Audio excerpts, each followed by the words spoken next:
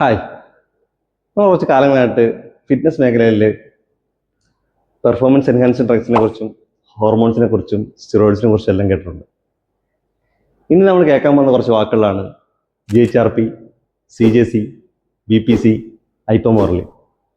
ഇതൊക്കെ എന്താണെന്നല്ലേ? ഇതൊക്കെയാണ് പെപ്റ്റൈഡ്സ്. കുറച്ച് പേർക്കെങ്കിലും അറിയാം, കുറച്ച് പേർ ഇനി കേൾക്കാൻ പോകുന്നേ ഉള്ളൂ. അതുകൊണ്ട് അങ്ങനെയുള്ളവർക്കാണ് വീഡിയോ. നമുക്കതിൻ്റെ ഫാക്ട് നോക്കാം. പെപ്റ്റൈഡ്സ് എന്ന് പറഞ്ഞത് ഒരു small chain of amino acids ആണ്. അതായത് ഒരു സ്മോൾ പീസ് ഓഫ് പ്രോട്ടീൻ നമ്മുടെ ബോഡിയിലെ സെൽസിന് വേണ്ട സിഗ്നൽസിനെ കൊടുക്കുക എന്നുള്ളതാണ് പെപ്റ്റൈഡ്സിൻ്റെ ജോലി. പക്ഷെ നമ്മൾ ഈ പറഞ്ഞ പെപ്റ്റൈഡ്സ് ഉണ്ടല്ലോ, അത് കംപ്ലീറ്റ്ലി സിന്തറ്റിക് ആണ്, ലാബ് മെയ്ഡാണ്. ഉദാഹരണത്തിന് ഇഞ്ചക്ഷൻ വഴി പെപ്റ്റൈഡ് നമ്മുടെ ഉള്ളിൽ ചെല്ലുമ്പോഴത്തേക്ക് നമ്മുടെ ബോഡിയെ കൊണ്ട് ഒരു സ്പെസിഫിക് ആക്ഷൻ ചെയ്യാനുള്ള സിഗ്നൽ കൊടുക്കും.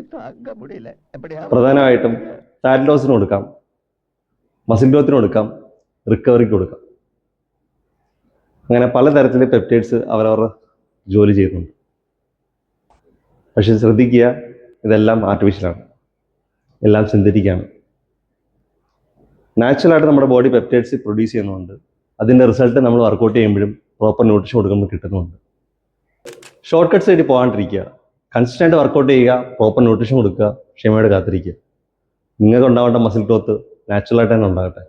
ഇതൊക്കെ നാച്ചുറലാന്ന് പറഞ്ഞുകൊണ്ട് ഒരുപാട് പേര് നിങ്ങളെ ക്യാൻവാസ് ചെയ്യും. അവരുടെ ഇതൊക്കെ നോ പറയുക.